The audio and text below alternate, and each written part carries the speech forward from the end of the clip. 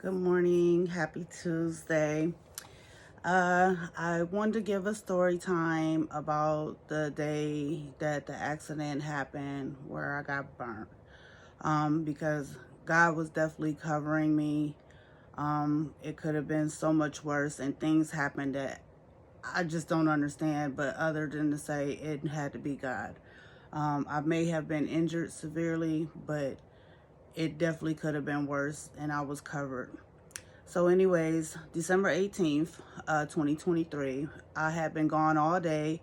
Um, and I was with my granddaughter, who's 9 years old. And we came home around 5, 6 in the evening. And she had asked me, could I make her some fries? I'm like, okay, sure. I had 2 pots of grease on my stove. I have a glass top electric stove, but I also have a gas line that's able to run for gas hookup as well. But anyways, I had the 2 pots of grease already on the stove, so I went ahead and I made the fries for her. And the one thing that I did, the first thing that was unusual, I sat down in my living room after I made her the fries, and I have an accent chair in my living room, and I sat in this chair. I never sit in this chair. I hardly ever sit down in my living room, period. But I sat in this chair, and within this chair, you can see directly into the kitchen. You can see the stove really well. So she's eating, I'm sitting there, and I just happen to look in my kitchen, and I see like this little spark on the stove. I don't even know if it's a spark. I seen a quick flicker or something. I know the stove is off, so I'm not thinking anything about a fire. I'm not thinking anything of it. So, and it was just a flicker. I thought nothing of it. I kept on talking to my granddaughter while she eat, because we usually, for something like a snack, we'll go upstairs and eat it. So, but we didn't this day. And I'm sitting there, I happen to look again, and I see the flick again, and I'm like, what is that? I'm thinking maybe I'm tripping, like maybe I'm seeing things. But I decided to get up and go check it out. And by the time I got from my living room to the kitchen, which is not a far walk, I'm walking into the kitchen, and there was like a poof of flames on the stove. And I'm like, what the hell? I freak out. I've never seen anything like this before in my life. I've never been in a fire. I'm just don't know what to do. I'm freaking out a little bit in my head. So I immediately start hollering for my granddaughter to get out the house. I'm like, get out the house, run, go call 911, go to the neighbors, get out the house, run. So she started hollering and screaming and crying, and she's like, no, Granny, I'm not leaving you. And I'm not thinking, I, I have a fire extinguisher, but I didn't even think to grab it at the time. I was so worried about the fire hitting the gas line, and possibly blowing the house up, killing us, my neighbors, and everybody. I panicked. I didn't have any flour or baking soda. I don't even know where my phone was. So what I did, the second thing that I did that was unusual, that was crazy, that I know God had to be over it.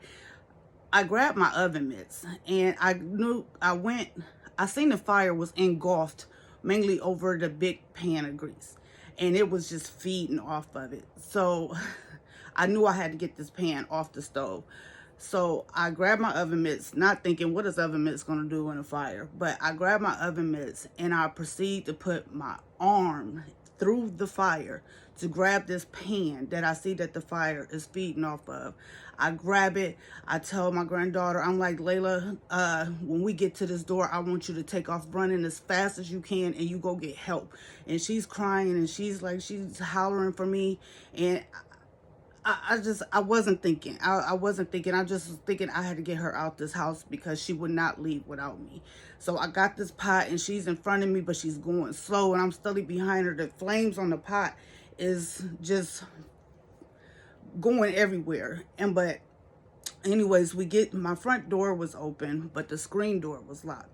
And not locked, but closed. And we get there, and I just shove her through the door because she didn't want to go, and she didn't want to leave me, and she was scared. I shove her through the door, and immediately I fell back. And when I fell, I don't know if it was from the air hitting me, I spilled grease or something. I don't know how I managed to fall, but I fell, and I fell right on my back. And once I fell, the fire from the grease fell right on top of me. And I looked down and I noticed my legs were on fire. And I noticed my couch, which was by my front door, was also on fire, but on the it was just getting going. So I feel like I took forever, but to snap out of, I was in shock, but it probably was just a few seconds. So I hear my granddaughter hollering because she sees me on fire, and I'm just telling her to run, run, run, go get help. And I immediately started rolling right there in the entryway to put myself out. I'm rolling back and forth. I noticed I put myself out. I started patting the couch with my hand to put the couch out. I got it out, and I look, and this pot is still just going. The pot was sitting upright and the fire was just still going. So I grabbed the pot, I run outside. There was snow outside, not a lot, but it was some, and I just throw the pot in the snow, and I look down and I notice my foot is on fire, my shoe, and I stuck my foot in the snow to put the fire out. I guess my neighbor heard all this and they had called the fire department and police department, but also my son, in the meantime, he had came from out the side of the house, and he's in like his boxers, or he was in some type of night attire. I didn't even know he was home the whole time. He was down there asleep. So I'm like thanking God that this didn't turn out to be more than it was, because the house would have blew up. I wouldn't even know my son was home. In the meantime, the fire department, they didn't pull it up. I'm telling them what's going on. They run in, because I'm like, the kitchen has to be burning down, like, because there was still fire on the stove when I ran out. They went in and assessed everything, got it all under control. It wasn't really going all like that. It was more smoking than anything, and my smoke detectors really didn't go off until I was pretty much going outside. I guess because the way a grease fire is not the same as a regular fire when it comes to smoking. It took a while for the smoke to actually get engulfed enough to reach the smoke detectors and for them to go off. So, and also I learned, even if I would have remembered that I had my fire extinguisher, I don't know if anyone knew this. I definitely didn't know. You have to have a grease fire extinguisher to put out a grease fire. A regular fire extinguisher will not work for a grease fire. Anyways, the fire department, they come out, and they come outside, because I'm outside and I'm walking. Well, no, I'm sorry.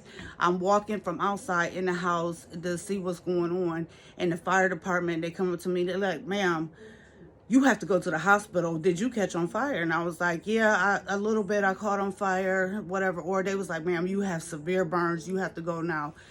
I'm not even feeling it. My adrenaline, I guess, was rushing.